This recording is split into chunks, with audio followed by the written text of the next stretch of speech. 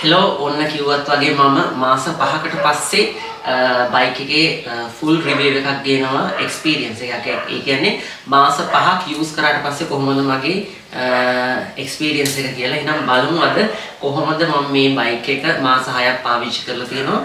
බලමු මම දුවලා තියෙනවා කිලෝමීටර් 10676ක් මාස 5ට.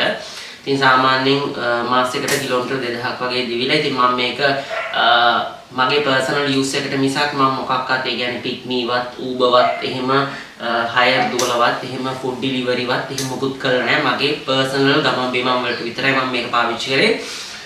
ඉතින් බලමු අද දවසේ කොහොමද මේ රිවිව් එකේදී මම මේ බයික් එක ගැන මගේ අදහස. මේක කිසිම ස්පොන්සර් වීඩියෝ එකක් නෙමෙයි. මම මේකේ හොඳ නරක දෙකම කියන. ඉතින් මේ වීඩියෝ එක මේ බයික් එක ගන්න ඉන්න සහ ගත්ත අයට මම හිතනවා ලොකු උදව්වක් වෙයි කියලා මේ ගැන හොඳ අදහසක් ගන්න. නම් බලමු මේකේ විස්තර කොහොමද කියලා. පළවෙනියට මම කතා කරනවා අපියරන්ස් එක ගැන මගේ අදහස මොකක්ද කියලා. මේ බයික් එක හදලා තියෙන සාමාන්‍යයෙන් ස්පෝර්ටි ලුක් එකකට. ඒ කියන්නේ ස්පෝර්ටි ෆීලිං එකක් ගන්න විදිහට තමයි මේ බයික් එක හදලා තියෙන්නේ. ඉතින් අපි බලමු මම ඒ ගැන සැටිස්ෆයිඩ් වෙන්නේ මොන නිසාද, කියන්නේ මම ඒකට කැමතිද නැද්ද කියලා මේ බයික් එකේ ඩිසයින් එක බලන ගමන් ඒ ගැන කතා කරමු. මොකද මම පළවෙනිට කතා කරන්නේ අපියරන්ස් එක ගැන මගේ අදහස. මොකද ගොඩක් කට්ටිය රැල්ලට බයික්ස් ගන්නවා ඊට පස්සේ බයික් එක ටික කාලෙකින් එපා වෙනවනේ. එපා වෙන එක හේතුවක් තමයි සාමාන්‍යයෙන් අර අපි මොනවා හරි දෙයක් ගත්තට පස්සේ ඒකට අර එලි බාහිරය ඒ ගැන කියන අදහස් තියෙනවනේ. ඒ කියන්නේ මේක වැඩක් නෑ බං, මේක මිටි වැඩි මේ බයික් එක. ඉතින් කිසි ලුක් එකක් නෑ, ෆිට් ඇන්ඩ් ෆිනිෂ් එක නිකන් වැඩක් නෑ, සෙල්ලම් බඩුවක් වගේ කිව්වම අපිට ඒක එපා වෙන ඉක්මනට. ඒ කියන්නේ අපි ගත්ත ප්‍රොඩක්ට් එක අපිටම එපා වෙනවා. අපි කොච්චර ආස වුණා. ඉතින් අපි බලමු මේකේ අපියරන්ස් එක කොහොමද, මට සැටිස්ෆයිඩ්ද නැද්ද කියන එක අපි බලමු. අපි කතා කරමු බයික් එකේ අපියරන්ස් එක ගැන කොහොමද කියලා. ඇත්තටම මේ බයික් එකේ අපියරන්ස් එක ගැන කියන්නේ ආයි සුපිරි බයික් එකේ අපියරන්ස් එක. මොකද ස්පෝර්ටි ලුක් එකකට කැමති කොල්ලොන්ට ඒ වගේම ලේඩිස්ලට මොනවද කියන්නේ ඇත්තටම මේක මෙහිමයි. ගොඩාක් මිටි අයට මම රෙකමන්ඩ් කරන්නේ නැහැ මේ බයික් එක. සාමාන්‍යයෙන් ගොඩාක්ම මිටි අයට සහ බයික් පදින්න ගොඩාක්ම බය අයට මම මේ බයික් එක රෙකමන්ඩ් කරන්නේ නැහැ. මොකද මේ බයික් එකේ තියෙන ෂේප් එකත් එක්ක සහ මේ ස්පීඩ් එක, මේ පවර් එකත් එක්ක හුඟක්ම සෙන්සිටිව් බයික් පදින්න බය එහෙම අයට මම රෙකමන්ඩ් කරන්නේ. මොකද මේක ගොඩාක් පවර්ෆුල් බයික් එකක් සහ බයික් එක උසයි. බයික් එක උස අපිට අඩු කරන්න බැහැනේ. ඉතින් මේක කොල්ලොන්ට ඇත්තටම ඉලෙක්ට්‍රික් බයික් එකක් ගන්න ඉන්නවා නම් කොල්ලෙක් ඌට රෙකමන්ඩ් කරන්න පුළුවන් හොඳම බයික් එක තමයි ලංකාවේ තියෙන මේ ස්කූටර් එක. මොකද මේක ෆැමිලි ෆ්‍රෙන්ඩ්ලි බයික් එකක්. මොකද මේකේ ස්පේස් එකක් තියෙනවා, කාගෝ ස්පේස් එකක් තියෙනවා. කියන්නේ සීට් එකට බූට් ස්පේස් එකක් තියෙනවා හොඳ. මෙතන ලෙග් ස්පේස් එක හොඳට තියෙනවා. අපිට ගෑස් සිලින්ඩර් එකක් උනත් තියෙනවා. ඉතින් අපේ ග්‍රොසරිස් මෙතන තියලා නැහැ. බෑග්ස් මොනවා හරි තියලා නැහැ. අපි ඊට පස්සේ බලමු මේකේ බිල්ඩ් ක්වොලිටි එක කොහොමද කියලා. ඇත්තටම බිල්ඩ් ක්වොලිටි එක නම් ගැන කිසිම බය වෙන්න දෙයක් නැහැ. මේ ප්ලාස්ටික් ඔක්කොම ෆිට් ඇන්ඩ් ෆිනිෂ් එකට හරියටම බයික් එකට සෙට් කරලා තියෙනවා. කිසි තැනක කිසි ප්‍රශ්නයක් නැහැ. ඇත්තටම ගත්තොත් බිල්ඩ් ක්වොලිටි එක සුපිරි. මොකද මේකේ පාවිච්චි කරලා තියෙන හැම මැටීරියල් එකක්ම සුපිරි ක්වොලිටි එකට පාවිච්චි කරලා තියෙන මැටීරියල්ස් ඉන්නේ. ටයර්ස් පවා ඉන්නේ ඔක්කොම MRF ටයර්ස්. ඉතින් ඇත්තටම ගත්තොත් බිල්ඩ් ක්වොලිටි එක ගැන මේ බයික් එකේ කිසිම කෙනෙක් බය වෙන්න එපා. මොකද ගැසිල්ලක්වත් මොනක්වත් නැහැ. සාමාන්‍යයෙන් වලගොඩලේ තියෙන පාරක් යනකොටවත් කිසි ප්‍රශ්නයක් නැහැ. මාර්ම බිල්ඩ් ක්වොලිටි එකක් තියෙනවා. සාමාන්‍ය අපි ගන්න පෙට්‍රල් ස්කූටර් එකකටත් වඩා සාමාන්‍යයෙන් හොඳ ක්වොලිටි එකකට තියෙන. ඒ කියන්නේ සාමාන්‍යයෙන් වෙළඳපොලේ අපි ගන්න වෙන ඉන්දියන් ජපාන් බයික් එක නෙමෙයි මේ කම්පෙයාර් කරන්නේ. يعني ජපාන් බයික් ලෙවල් එකටම උනත් මේ සාමාන්‍යයෙන් හොඳ ක්වොලිටි එකකට රෙඩි කියන්නේ බිල්ඩ් ක්වොලිටි එකට හදලා මේ ප්ලාස්ටික් උනත් හොඳටම ෆිට් ඇන්ඩ් ෆිනිෂ් එකට හයි කරලා දිනන කොහෙන්වත් ගැලවෙන්නේ, හෙලවෙන්නේ, දෙදරන්නේ නැති විදිහට තමයි හදලා තින්නේ. ගොඩක්ම ගත්තාම මේ ඇක්සලරේටර් එක සාමාන්‍යයෙන් ගොඩක් ඉලෙක්ට්‍රික් බයික් වල අපි දන්නවා මේ ඇක්සලරේටර් එක මෙහෙම ඇඟිලි දෙකෙන් උනා නිකන් මෙහෙම කරකවලා මේ අල්ලන්න පුළුවන්. ඒ කියන්නේ සෙල්ලම් බඩු වගේ තියෙන. ගොඩක් මේ ඔක්කොම ප්ලාස්ටික් වලින් හදලා තියෙන්නේ. නමුත් මේකේ ඔයගොල්ලෝ එක්ස්පීරියන්ස් කරලා බලන්න ටෙස්ට් රයිඩ් එකක් හරි කොහෙන් හරි ගිහිල්ලා අර අපි සාමාන්‍යයෙන් පෙට්‍රල් බයික් එකක අපිට පොඩ්ඩක් තදට දැනෙන්නේ ඇක්සලරේටර් එක. මේ ඇක්සලරේටර් එක ඒ විදිහටම ඒ ෆීලින් එක මෙන්න විදිහට මේකේ හදලා තියෙනවා. ඒ ගැන නම් මම මාරම මේ එකක් තියෙනවා. මම මාරම ආසයිකට මේ ඒක මාර විදිහට ෆීල් වෙනවා බයික් එක රයිඩ් කරන්න. මොකද සාමාන්‍යයෙන් ගොඩක් ඉලෙක්ට්‍රික් බයික් වල මේ පෙට්‍රල් බයික් එකක් පැදපු කෙනෙක් එක පාට ඇක්සලරේටර් අල්ලනවානේ සාමාන්‍යයෙන්. මොකද ඒවා ප්ලාස්ටික් නිකම්ම අල්ලලා යනවා. හැබැයි මම මේ quality එක දැක්ක තව ලංකාවේ bike brands දෙකක මම මේකේ කියන්නේ නැහැ ගැන කිව්වත් කමන්නේ සාමාන්‍යයෙන් TVS එකෙත් මම දැක්කා ඒ quality එක තියෙනවා V-Motor එකෙත් මම දැක්කේ ඒ quality එක තියෙනවා මේකෙත් ඒ quality එක ආයි හොඳටම තියෙනවා ඒවටත් වඩා වුණත් හොඳට ඒ feel එක දැනෙනවා අපිට මේ accelerator එක අල්ලද්දි ඒ කියන්නේ මේ throttle එක අල්ලද්දි මාර විදිහට ඒක feel වෙනවා bike එක Tamanට හොඳට මේ feel වෙනවා drive කරන්න ඒ ගැන නම් ඇත්තටම සතුටුයි මේකේ fit and finish එක quality එක නම් සුපිරි ඊට පස්සේ අපි බලමු මේක charge කරන්නේ කොහොමද කියලා සාමාන්‍යයෙන් ගෙදර plug point එකට ගහලා ඔයගොල්ලන්ට charge කරන්න පුළුවන් මේ තියෙන්නේ මේ bike එකේ charge එකේ charging point එක මේ තියෙන්නේ charge එක ඇත්තටම මේ අරන් යන්න උනත් පහසුයි වැටෙන්නේ කරන්නේ හොඳ ඒකත් මාරම ඔයගලන්ට බැලුවාම තේරෙනවා ඇති ඇත්තටම ඉන්දියන් ප්‍රොඩක්ට් එකක්ද කියලා හිතන්න බැරි තරමටම මාර විදියට හදලා තිනවා හොඳම ක්වොලිටි එකෙන් මම දැකපු ලංකාවේ තියෙන හොඳම ලොකුම සහ සේෆ්ටිම විදිහට හදපු charging port එක තියෙන මේ බයික් එකේ බලන්නකෝ ඔයගොල්ලෝ මෙතන තියෙන පොඩි ලොක් එකක් මේ ලොක් එකෙන් මේ charge එක බයික් එකට කනෙක්ට් කරාම මෙතනින් ලොක් වෙනවා බයික් එකෙන් තමයි ලොක් කරගන්නේ ඊට පස්සේ මේක මේව වෙන්නේ අනිත් එක දැන් මේ අපිට මෙහෙම අල්ලන්න පුළුවන්කම තියෙනකොට මේ අර අපි charge එකට ඒ කියන්නේ බයික් එකට ගැහුවට පස්සේ සමහරු අර පොඩි charging port එකක් තියෙනවා නම් සාමාන්‍යයෙන් ගොඩක් අය මෙහෙම ඇදලා හොල්ලලා ගලවනෝනේ දැන් ඒක සිද්ධ වෙන්නේ නැහැ මේක මෙහෙම ගහලා තිනකොට අතින් එකපාරට අපිට ඇදලා ගන්න පුළුවන් විදිහට තමයි හදලා තියෙන්නේ මේක නම් සුපිරිම charge එකක් මම දැකපු ඕගොල්ලෝ මේක charge කරනවා නම් 120 ඉඳලා 80 දක්වා සාමාන්‍ය පැය 3ක් වගේ තමයි යන්නේ අපි තුමු 120 ඉඳලා 100 දක්වා charge කරනවා සාමාන්‍ය පැය 4ක් වගේ වෙලාවක් යනවා කෙනෙක් සාමාන්‍යයෙන් බින්දුවෙන් බස්සන්නේ අපි සාමාන්‍යයෙන් බයික් එකවත් සාමාන්‍යයෙන් එක සේෆ්ටි එකට හොඳයි නේ කියන්නේ ඩියුරබිලිටි එකට හොඳයි නේ කාලයක් පාවිච්චි කරනවා නම් සාමාන්‍යයෙන් ලිතියම් බැටරිස් charge කරනවා නම් හොඳයි 120 180 අතර තියාගන්නවා නම් හොඳයි නමුත් ඔයගොල්ලෝ දුර travel කරන වෙලාවට 100 charge කරන්න එක කිසි ප්‍රශ්නයක් නෑ අනිත් එක මේකේ තියෙන option එක optimize charging කියලා optimize charging එක enable වෙන්නේ හවස 6 ඉඳලා පාන්දර වෙලාවක් තියෙනවා ඒ අතර වෙලාව විතරයි අපිට මේක enable කරන්න පුළුවන් ඒක enable කරාට පස්සේ අපි charge එකට දැම්මට පස්සේ charge එක කොටස් වශයෙන් තමයි charge වෙන්නේ. කියන්නේ කොටසක් charge කරනවා ආයෙ charge එක off කරගන්නවා ආයෙ charge කරනවා ආයෙ charge එක off කරගන්නවා සාමාන්‍ය උදේ 5ට තමයි 100% දක්වා charge කරන්නේ. ඒක දිගට charge කරන්නේ නැහැ. ඒක හේතුව batteries වල temperature එක වැඩි වෙලා මේ battery වල durability එකට මොනවා හරි හානියක් වෙයි කියලා. මොකද මේ bike එකේ හොඳම performance එක විදිහට ඒගොල්ලෝ හදලා තියෙන ඒගොල්ලන්ගේ battery එක සාමාන්‍යයෙන් දැන් අලුතින් එන generation එකේ bike වලට ATS වෙනකන් warranty එකක් තියෙනවා දැන් මේකේ නම් 5 years විතරයි තියෙන්නේ කිලෝමීටර් 60000 මේකේ කිලෝමීටර් 60000යි කිලෝමීටර් 60000යි 5 years විතරයි මේකේ warranty එක තියෙන්නේ අලුතෙන් එන gen 5 එකේ කිලෝමීටර් 80000යි හෝ අවුරුදු 8ක් දක්වා battery warranty එක තියෙනවා ඉතින් battery warranty එක ගැන කිසි ප්‍රශ්නයක් ගන්න එපා අනිත් එක charging time ගත්තොත් මේක තමයි ලංකාවේ fast charging company එකෙන් එවන එකම බයික් එක. මොකද fast charge එකට සාමාන්‍යයෙන් 120 180 දක්වා charge වෙන විනාඩි 40ක් වගේ යන්නේ. charging ports මම දන්න විදිහට මරදානේ තියෙනවා, අයි කොළඹ තියෙනවා. මරදාන එකක් තියෙනවා, අයි කොළඹ ආනන්ද කුමාරස්වාමී මාවතේ කොයි හරි තැනක තියෙනවා. ඒගොල්ලන්ගේ evolution auto එකේ මොකක් හරි service center එකක් හදලා තියෙනවා කොයි හරි.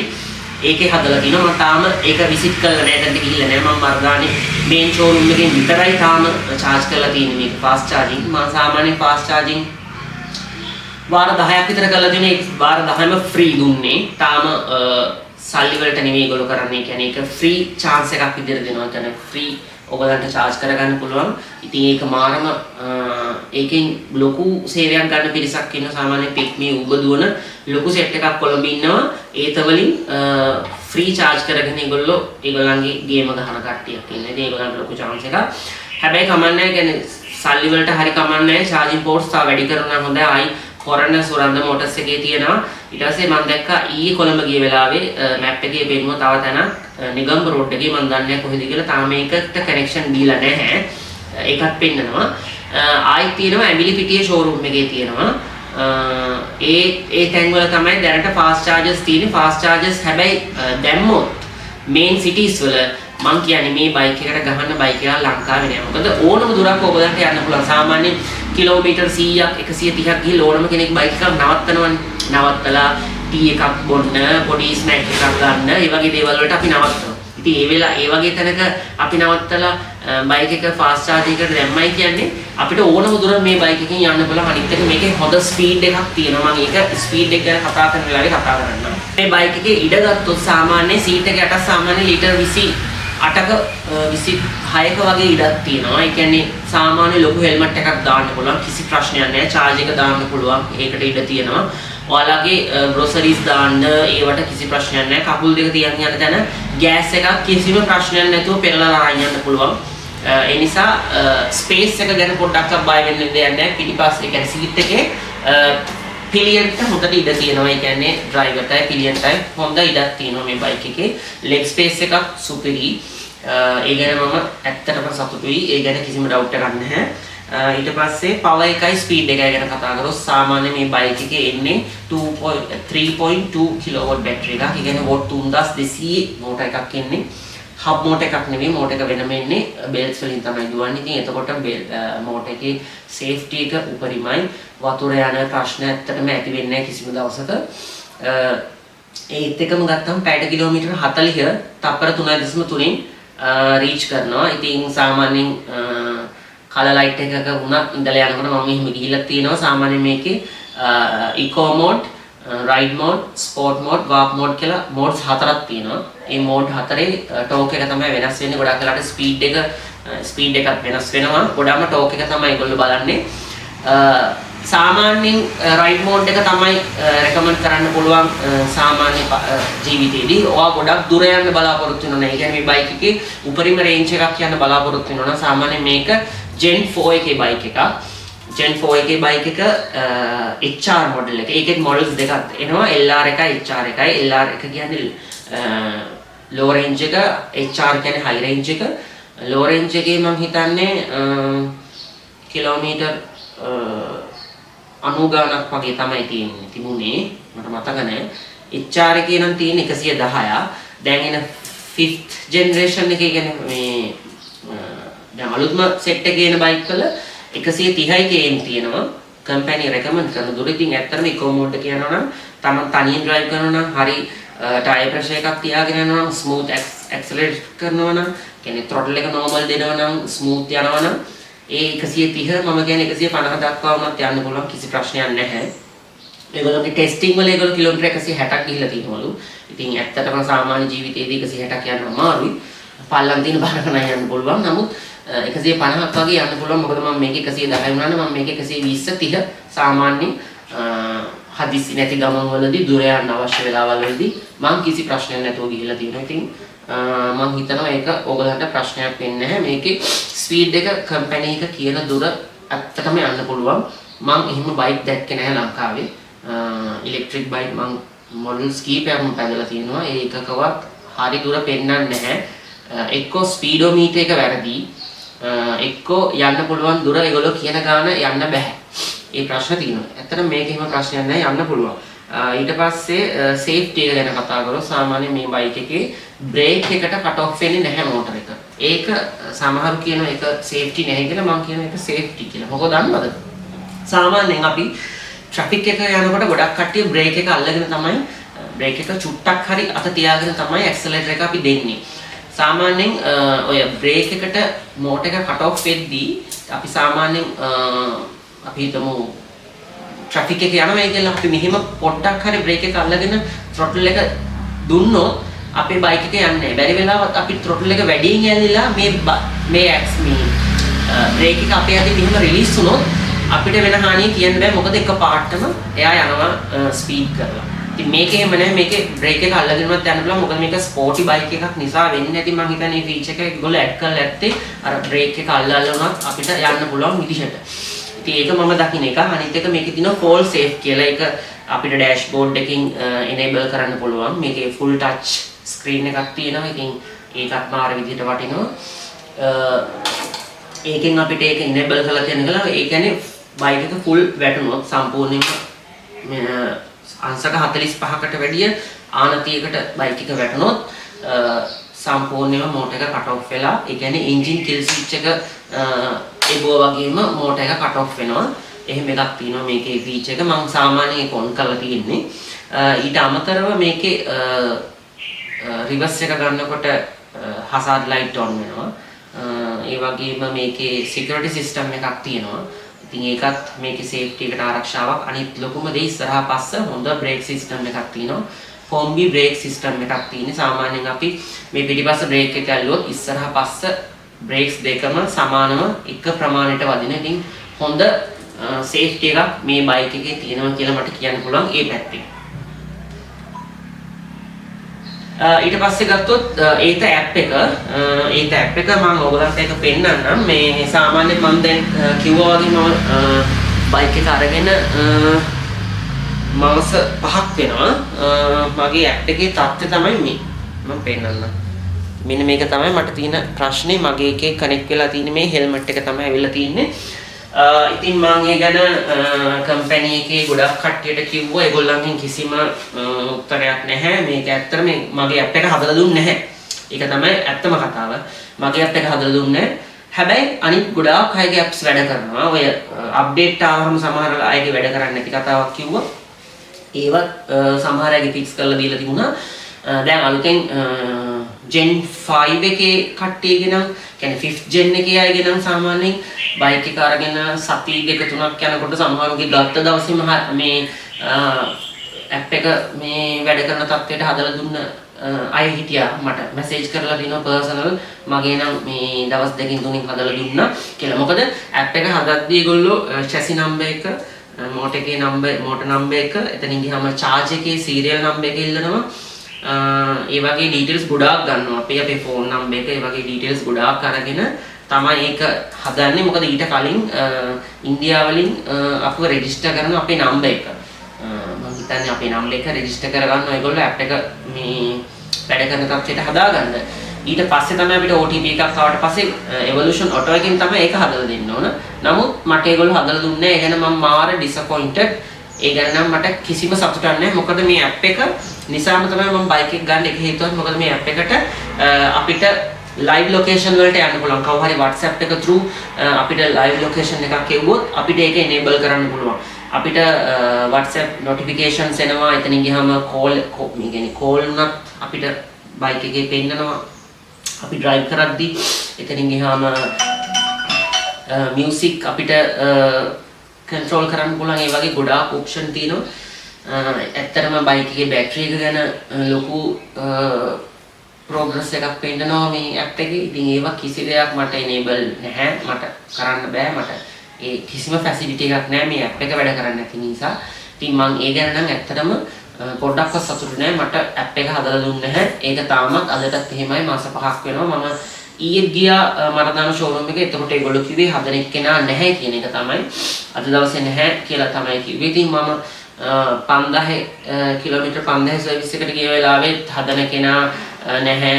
එයා අද හෙඩ් ඔෆිස් එකේ කියලා කතාවක් කිව්වා.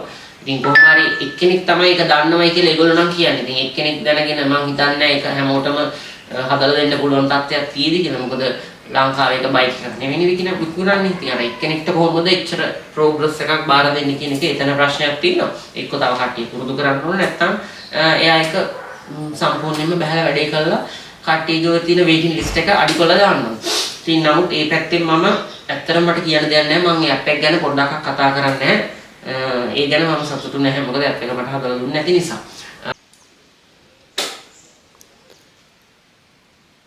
මේ තියෙන්නේ මේකේ control panel එක. කියන්නේ dashboard එක.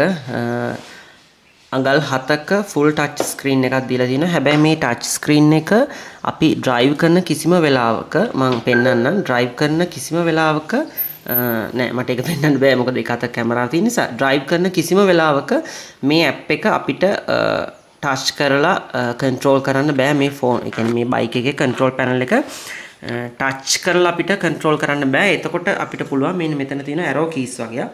එතනින් පුළුවන් සාමාන්‍ය පොඩි දෙයක් කරන්න මෙන්න මේ විදිහට Bluetooth කනෙක්ට් කරගන්න පුළුවන් නැවිගේෂන් වලට යන්න පුළුවන් මෙතනින් පුළුවන් අපිට map view එකට යන්න මෙතනින් පුළුවන් nearest කියන්නේ ළඟම තියෙන charging port එකට අපි බලමු ඒක මට සාමාන්‍යයෙන් පෙන්වන්නේ මම මතුගම ඉන්නේ මට හොරණ එක තමයි පෙන්වන්නේ මේකේ නම් මෙතන signal ටිකක් අඩුයි මම එකෙන් ආයෙ අයින් වෙලා පෙන්නනම් කොහොමද කියලා මේකේ වැඩ ටික මෙතන තමයි සාමාන්‍යයෙන් settings වලට යන්නේ මෙතනින් අපිට brightness එක control කරන්න පුළුවන් calls on එකේ තියන්න පුළුවන් indicators තියන්න පුළුවන් ඒ කියන්නේ මෙතනින් වෙන්නේ මේ indicators වල සද්දේ අඩු නැති කරන එක. ඒ කියන්නේ සාමාන්‍යයෙන් අපි හිතමු signal දැම්මයි කියලා. දැන් signal light වල සද්ද ඇහෙන්නේ. දැන් මේක on කරොත් සද්ද ඇහෙනවා. ඇත්තටම මේකේ මේ සද්දෙත් හරිම ඩීසන්ට් සද්දයක් දීලා තින්නේ මගේ TVS Entok එකේ නම් ඇත්තටම හරි චීප් සද්දයක් තියෙන්නේ මම ඒකට පොඩ්ඩක්වත් කැමති නැහැ මේ park assist කියලා එකක් තියෙනවා මම මේ කලිනුත් මේකේ වීඩියෝ එකක් කරා මේ park assist කියන්නේ අපි හිතමු අපි signal light දැම්මයි කියලා signal light දාලා අපි එතනින් හැරෙව්වට පස්සේ මම හිතන්නේ ඒක timing වලට වැඩ කරන්නේ ගොඩක් වෙලාවට අපි අපේ drive mode එකයි drive කරන විදිහයි timing වලට තමයි ඒක enable වෙන්නේ bike එකේ සිස්ටම් එක through මේ park assist එක දාලා අපි කොහෙන් හරි හැරෙව්වොත් ඒ වංගුව හරවලා ඉවර වෙද්දී signal light එයා auto off කරගන්නවා. ඇත්තට මේක මම මාරම ආස එකක්. මොකද ඒක මාර විදිහට safety option එකක්. මොකද ගොඩාක් bikes පදින කට්ටිය signal දැම්මට පස්සේ off කරගෙන යන්නේ ගොඩක් city area වල. ඉතින් අපි ඒ drive කරන එක්කෙනා මොන lane එක යනවද කොහෙන් හරවයිද කියලා ඇත්තටම දන්නේ නැහැ පිටිපස්සෙන් එන අය. ඇත්තටම මේක මාර විදිහට වෙනවා. මේක auto hold කියන්නේ අපි කන්දක හෝ පල්ලමක අපි බයික් එක නැවැත්තුවොත් කියන්නේ බ්‍රේක් කරලා අපි බයික් එක නැවැත්තුවොත් එයා ඒක බයික් එක දිගටම නවත්තගෙන ඉන්නවා. ඒ කියන්නේ අපි මම මේ කියන්නේ drive කරද්දි බ්‍රේක් කරන එක නෙවෙයි. අපි පල්ලමක හරි කන්දක හරි බ්‍රේක් කරලා බයික් එක නැවැත්තුවොත් බයික් එක නවත්තලා තියාගන්නවා ඒක. මේ තියෙන්නේ auto hold එකේ විස්තර ටික. ඉතින් මෙන්න මේ විදිහට තමයි ඒක වැඩ කරන්නේ. kill switch එක off වෙලා තියෙන බෑ. පිටිපස්සේ reverse දාලා තියෙනකොට සාමාන්‍යයෙන් ඒක වැඩ කරන්නේ නැහැ. key එක off කරලා තියෙනකොට ඒක වැඩ කරන්නේ නැහැ. ඒකම side stand එක ගහලා තියෙනකොට ඒක වැඩ කරන්නේ නැහැ කියලා තමයි ඒකේ විස්තරවල පෙන්නන්නේ. මේ smart eco mode එක කියන්නේ මේ smart eco mode එක දැම්මට පස්සේ අපි ඇක්සලරේටරේ අල්ලලා ඒ කියන්නේ යද්දී ඇක්සලරේටරේ අතාරින හැම මොහොතකම අපේ රීජනරේටිව් බ්‍රේක් වැඩ කරන්න ගන්නවා. ඒක තමයි ඒකෙන් වෙන්නේ අපිට ඒක මෙතනින් ඕනනම් ඔන් කරලා තියන්න පුළුවන් ඕනනම් ඔෆ් කරලා තියන්න පුළුවන්. ඊට පස්සේ මේ තියෙන ප්‍රොෆයිල් එක මේ මට මෙතන ડોකියුමන්ට්ස් සාමාන්‍යයෙන් PDF ෆයිල් 3ක් මේකේ දාලා තියන්න පුළුවන්. ගොඩක් වෙලාවට ලයිසන් එක ඉන්ෂුරන්ස් එක බයික් එකේ පොත වගේ දේවල් අපිට දාලා තියන්න පුළුවන්. නමුත් මට ඇප් එක තාම හදලා දුන්නේ නැති නිසා මට ඒක ඒ වැඩේ කරන්න බෑ. මේ අප්ලෝඩ් කරන්න පුළුවන් සාමාන්‍යයෙන් පේන වැටි ඔයගලන්ට ඇප් එක තියෙනවා නම් විතරයි. ඊට පස්සේ මෙතන settings තියෙනවා. මෙතනින් brightness එක මම සාමාන්‍යයෙන් auto දාලා තියෙනවා. මෙතනත් theme එක සාමාන්‍යයෙන් dark එක ගොඩක් හොඳයි රෑ වෙලාවේ dark එක යන එක. මොකද නැත්තම් මේ සුදු එළිය වැඩි. light mode එක දැන් තියෙන්නේ. මම ඒකත් සාමාන්‍යයෙන් auto දාලා තියෙන්නේ. මේක හවස 6:00 වෙනකොට මේක change කරගන්න ඔයා. මේ අර ඉස්සරහ තිබිච්ච ඒවා ටිකමයි. සාමාන්‍යයෙන් මේ auto indicator එක කියන්නේත් අරකමයි. ඒ කියන්නේ එයා auto off කරගන්නවා. guide me home lamp එක කියන්නේ අපි මේ switch එක off කරාට පස්සේ ඉස්සරහ headlight එක on වෙලා තිනවා සාමාන්‍යයෙන් තප්පර 30ක් වගේ. මම measure කරලා නැහැ. සාමාන්‍යයෙන් තප්පර 30ක් විතර එයා auto දැන් මම off කරලා තියෙන්නේ බලන්න මේ තාම on එකේ තියෙන headlight එක. ඉතින් ඒක ඇත්තටම අපි කොයි හරි කරුගලේ ස්විච් එක ඕෆ් කරලා යනවා නම් බයික් එක අපිට ඒක ගයිඩ් එකක් දෙනවා. අපිට යන්න පාර පේනවා ඉස්සරහා එළිය තියෙන නිසා. මේක මෙන්න මේ ඔප්ෂන් එක ගැන නම් මම ඇත්තටම දන්නේ නැහැ. මම ඒක try කරලත් නැහැ. මේ ස්මාර්ට් එකෝ කියන්නේ මම ඔයගලන්ට කිව්වා මේ fall safe එක කිව්වා. auto hold එක කිව්වා. මේ optimize charging කියන්නේ මම කලින් කිව්වා වගේ charging කරන්නේ සාමාන්‍ය හොඳ schedule එකකට. උදේ 5 වෙනකන් රෑ අපි charge එකට දැම්මොත් එයා charge එක off කර තමයි charge කරන්නේ. එතකොට අපේ battery එකේ health එකට ඒක හොඳ බලපෑමක්. මොකද battery health එක ගොඩක් කල් තියාගන්න පුළුවන් සහ battery එක රත් වෙන්නේ නැහැ charge වෙද්දී. මොකද රත් වෙනකොට ඒක කියන්නේ සාමාන්‍යයෙන් 100ට ගාණක් ගියාම මං හිතන්නේ 150ක් විතර ගියාට පස්සේ බයික් එකේ බැටරි එක charge වෙන එක off වෙනවා. ඊට පස්සේ ආයි 80ක් විතර ගියාට පස්සේ මං හිතන්නේ ආයි off වෙනවා. එන්නේ විදිහට කොහමද උදේ 5 වෙනකන් එයා ගොඩක් ලොකු ස්ලෝ චාර්ජ් එකක් තමයි තියාගන්නේ. ඊට පස්සේ ඒක මං සාමාන්‍යයෙන් චාර්ජ් කරන හැම වෙලාවකදීම රෑට අහනවා. ඒක රෑ අපි 6න් පස්සේ චාර්ජ් එකට දාන හැම වෙලාවකම අහනවා ඔප්ටිමයිස් චාර්ජ් දාන්න දෙපාද කියලා. මං එතනින් තමයි තීරණය කරන්නේ. මේ නිසා මම මේක ඕෆ් කරලා තිනවා. ඔටෝ හෝල්ඩ් එක දානවා මේ කෝස්ටිං රීජනරේෂන්. මේකත් මං සාමාන්‍යයෙන් ඔන් එකේ තියලා තියෙන්නේ. මොකද ඒකෙන් වෙන්නේ අර මං කලින් කිව්වා වගේ මේ රීජනරේටිව් වෙන එක තමයි. එතකොට මේ ස්මාර්ට් එකෝ කියන්නේ මං හිතන්නේ පොඩ්ඩක් බලමු. මම ඒක දාලා තියෙන්නේ මං කොහොමත් ඉකෝ යන කෙනෙක් නේ. බලමු. හරි. එතකොට මෙතන තියෙන ඉකෝ මෝඩ් එක ස්මාර්ට් එකෝ එකට දැම්මම බලමු රේන්ජ් එක වෙනස් වෙනවා. ඉතින් පොඩ්ඩක් ඉන්න ඒක බලමුකෝ. ඔව් 91 ඉඳන් 96 කිලෝමීටර් 5ක් විතර වැඩි වෙනවා. මං හිතන්නේ එතකොට මං හිතන්නේ ඒකෙන් වෙන්නේ අර රීජනරේටිව් පවර් එක තමයි වැඩි වෙන්නේ. ස්මාර්ට් එකෝ දැම්මහම අර රීජනරේටිව් පවර් එක වැඩි. එතකොට අර පල්ලම් බහිද්දි ඉක්මනට අපිව ස්ලෝ කරනවා බයික් එක. ඒක තමයි එතනින් වෙන්නේ. මෙතන මෙන්න මේකෙන් වෙන්නේ මෙන්න මෙතනින් වෙන්නේ මෙන්න මෙතනින් තමයි මේ කෝස්ටිං රීජනරේෂන් කියන්නේ. අපි ඇක්සලරේටරේ අතරින් හැම වෙලේකම බයික් එක charge වෙනවා. මේක අයින් කරා කියන්නේ අපි ඇක්සලරේටරේ අල්ලලා අතරිනකොට charge වෙන්නේ නැහැ. අපි බ්‍රේක් අල්ලද්දි විතරයි charge වෙන්නේ. ඒක තමයි එතනින් අපිට control කරන්න පුළුවන්. මේ connectivity එක මෙතන bluetooth එක මම මේ ගැන කතා කරන්නේ නැහැ. මට මේ facility එක තාම දීලා නැහැ. මේ notification එන්නේ සාමාන්‍යයෙන් මෙතන update එකක් ආවොත් පෙන්නනවා. ඊට අමතරව අපිට මොනවා හරි messages මොනවා හරි ආවොත් මං හිතන්නේ මෙතනින් පෙන්නනවා. ඒ ටික තමයි මේකෙන් තියෙන්නේ. මම මේකේ switches ටික පෙන්නන්නම්. මෙතන තියෙනවා අපි head එකයි low එකයි head beam එකයි low beam එකයි. මෙතන තියෙනවා මේක drive කරද්දී අපිට මේක මේ touch කරන්න බැරි නිසා ඒක control කරන්න joystick එකක් තියෙනවා. මෙතනින් තියෙනවා signal light indicators. මෙතන තියෙනවා horn එක. ඊට පස්සේ මෙතන තියෙනවා engine kill switch එක. දැන් මේකට මම මේක දැම්මට පස්සේ බලන්නකො වෙනස. එතකොට මෙන්න මෙතන පෙන්වනවා engine kill switch එක on කළ නිසා මෙතන ඒක පෙන්වනවා. ඒක එතන තියෙනවා. ඊට පස්සේ මෙතන තියෙනවා අපේ reverse switch එක. මේ තියෙන එක. මේකේ අනිත් එක කියන්න ඕන මේ reverse on කරාට පස්සේ මෙතන දෙපැත්තෙම hazard light පත්තු වෙනවා. ඒ වගේම මෙතනිනුත් indicate කරනවා අපි ඊට පස්සට යන්නේ කියන එක. ඒක අපිට අපි හිතමු පොඩ්ඩක් ඉන්න මම මේක නවත්තම්. දැන් අපි හිතමු reverse එකට දැම්මට පස්සේ අපිට ෂණිකව ළඟ ඉස්සරහට පස්සට ගන්න ඕන නම් අපිට මේ බටන් එකම පාවිච්චි කරන්න ඕනේ. ඔන්න මම ඒක පෙන්නන්නම් ඔයගොල්ලන්ට. මම ඉස්සරහට යනවා. ඔන්න බලන්න මම දැන් reverse එකට දාලා තියෙන්නේ. රිවර්ස් එකෙන් අපිට පොඩ්ඩක් ඉස්සරහට ගන්නවා නම් මම ආයි මේක එතකොට යන්නේ ඉස්සරහට. මේ ඉස්සරහට යන්නේ හැබැයි ස්ලෝ එකේ. ආයි මම මේ මෙතන මේ පවර් ස්විච් එකේ කියන්නේ ස්ටාර්ට් ස්විච් එක තමයි එතනට මේ සාමාන්‍යයෙන් ස්විච් වෙලා වැඩ කරන්නේ. මේ දින ප්‍රෙස් අර මෙන්න මේ ලෝගෝ එකේ තියෙන එක දාලා throttle to direction එක වෙනස් කරන්න පුළුවන් මෙතන මේ අපි රිවර්ස් එකේ දැම්මට පස්සේ අපිට ශනිකව වෙනස්. දැන් ආයි රිවර්ස් ආයි මේක ඉබ්බට පස්සේ ඉස්සරහට. හැබැයි මේකේ යන්න පුළුවන් ස්පීඩ් එකක් තියෙනවා. මේක අපිට හයියෙන් රයිඩ් කරන්න බෑ. ඒ නිසා මම ඒක අයින් කරගන්නවා. ඊට පස්සේ මෙතන පෙන්නනවා සාමාන්‍යයෙන් මේ ඉස්සරහා පෙන්නනවා මෙතන ට්‍රිප් මීටර් එක. දැන් මම මේ ට්‍රිප් මීටර් එකක් තියෙනවා මේකේ. ඒක අපිට සාමාන්‍යයෙන් වෙනස් කරන්න පුළුවන්. මේ ඇවරේජ් ස්පීඩ් එක අපි ගිය දුර සහ එතන ඒ කියන්නේ යන තැන පටන් ගත්ත වෙලේ ඉඳන් නවත්තන තැනට යන දුර වෙලාවෙන් බෙදලා තමයි ඒක එවන්නේ. ඒක kmh ඇවරේජ් ස්පීඩ් එක සාමාන්‍යයාගේ ස්පීඩ් එක. ඊට පස්සේ කරන්ට් රයිඩ් කියන්නේ දැන් වෙලාව. මේක නිතරම ඕෆ් වෙනවා. අපි ස්විච් එක ඕෆ් කරලා විනාඩි 15ක් වගේ ගියාම මේක ඔටෝ මේ රීසෙට් වෙනවා. මේ තියෙන ඕඩෝමීටර් එක. මේ තියෙන මම 10676ක් දාලා තියෙනවා මාස 5ට. ඊට පස්සේ මේකේ මැප් එක. මේක තමයි මම මේ බයික් එකේ ආසම ෆීචර් එක. මේ නිසාම තමයි මම මේ බයික් එකට ගියේ. මෙතනින් පෙන්නන්නේ අපි අන්තිමට අපි හිස්ටරි එක. මේ අපි ෆේවරිට්ස් දාගන්න ඒවා. අපි කොයි හරි නිතරම යනවා නම් මම මේ දාලා තියෙන මගේ ලොකේෂන් දෙකක් තියෙනවා මම නිතරම යන. මෙතන එවලූෂන් ඔටෝ එකේ ආනන්ද කුමාරස්වාමී මාවතේ charging port එකක් තියෙනවා. මම තාම ගිහිල්ලා නැහැ. මම උරට ඒක favorites දාන් ඉන්නේ හදිසියකට යන්න. ඒත් experience center main showroom එක. ඒ දෙකම දාලා තින්නේ. මෙතනින් පෙන්නන්නේ මේ එක.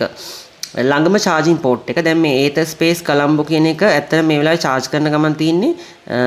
මේක මේ update වෙලා නැහැ තාම. ඊට පස්සේ එවලූෂන් ඔටෝ එකේ ආනන්ද කුමාරස්වාමී කී තියෙනවා එකක්. මාවතේ කොළඹ ආයි තියෙනවා මහින්ද්‍රා ෂෝරූම් එකක් තියෙනවා නිගම් රෝඩ් වල. ඒක තාම කනෙක්ෂන් දීලා නැහැ. මට දැන් යන්න පුළුවන් තියෙන එකම එක තමයි ඒතර් ග්‍රිඩ් එක සුරන්ද මෝටර්ස් එතනටත් ලොකු දුරක් තියෙනවා.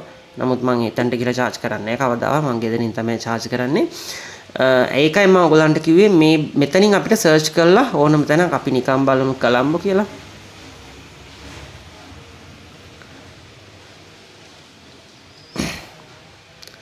එතකොට අපිට යන්න පුළුවන් ළඟම රූට් එක වැටෙනවා. මෙතන ඇත්තටම මට ගෙදරට අපිට සාමාන්‍ය normal mobile signal උත් හරිම අඩුයි. මෙතන තියෙන්නේ එකයි. මේකට චුට්ට වෙලාවක් යනවා. මේක දාගත්තට පස්සේ කිසි ප්‍රශ්නයක් නැතුව මේ යන්න පුළුවන්. මම ආසම ෆීචර් එක තමයි ඒකේ. අනිත් එක මේ මම ස්මාර්ට් එකෝ එකේ 188ක් තියෙදි කිලෝමීටර් 95ක් යන්න පුළුවන්. ඊට පස්සේ අපි රයිඩ් මෝඩ් එක වෙනස් කරන්නේ මේකෙන්නේ. ඊට පස්සේ අපි බලමු රයිඩ් මෝඩ් එකේ යනවා නම් කිලෝමීටර් 78ක් යත හැකියි. ඊට පස්සේ ස්පෝර්ට් මෝඩ් එකේ යනවා නම් කිලෝමීටර් 74ක් යත හැකියි. කියන්නේ හොඳ ස්පීඩ් එකකින් නිතරම ඩ්‍රයිව් කරනවා නම් කිලෝමීටර් 74ක් යත හැකියි. ඊට පස්සේ උපරිම ස්පීඩ් එක කියන්නේ මේ බයික් එකේ වාප් මෝඩ් එක. ඒක තමයි තියෙන සුපිරිම මෝඩ් එක.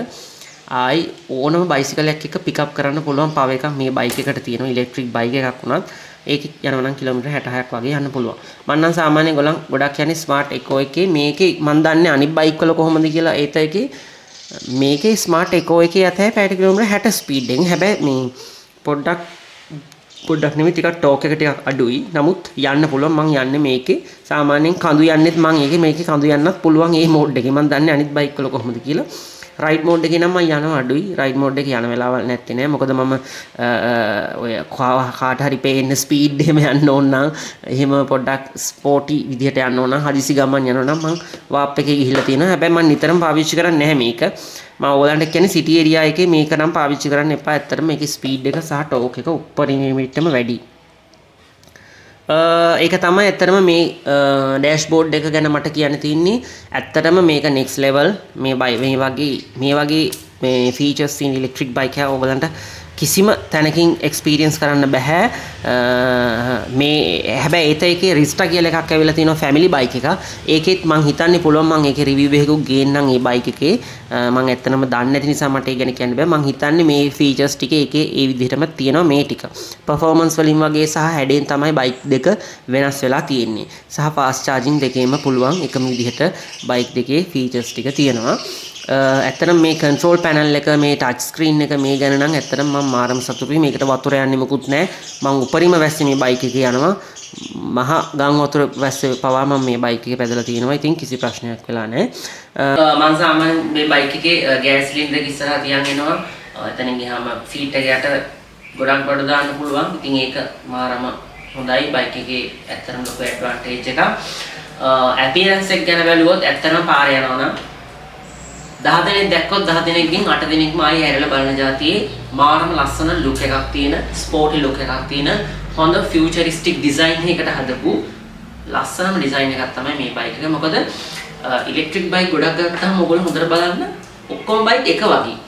ඒ කියන්නේ ලංකාවේ බ්‍රෑන්ඩ්ස් කීපයයි තියෙන වෙනස් බයික්ස්. ඒ කියන්නේ හරි යුනික් ඩිසයින් වලට හදපු බයික්ස් තියෙන කීපය. අනිත් ඔක්කොම බැලුවොත් එකම වගේ. සාමාන්‍ය සමහර මොඩල්ස් තියෙනවා බයික් එකේ නම විතරයි වෙනස්. ඒ කියන්නේ එකම විදිහට ගහපු බයික්ස් තියෙන. ඇත්තට මේවත් සාමාන්‍යයෙන් ගන්නේ වාහන ඩිසයින් කරනකොට ඒවා ඩිසයිනර්ස්ලා හොඳට ඩිසයින් කරලා හදපු බයික් එකක් තමයි මේ ඒත එක කියන්නේ. මොකද මේගොල්ලෝ බයික් එකේ ඩිසයින් එක වෙනස් කරන්නේ නැහැ. ෆීචර්ස් මොනවා හරි වැඩි කරොත් ඇරෙන්න ඒකත් හොඳයි. මොකද එකම බයික් එකක් එක දිගට අවුරුදු ගාණක් ඒ කම්පැනි එකක් කන්ටිනියු කරනවා කියන්නේ අපි මේ වගේ බයික් එකක් ගන්න හොඳම හේතුවක්. එතකොට මොකද අපිට මේ බොඩි කිට්ස් අරව මේවා බයික් එකේ ස්පෙයා පාර්ට්ස් වලත් ගන්න පුළුවන්. අපියරන්ස් එක ගත්තොත් සුපිරි.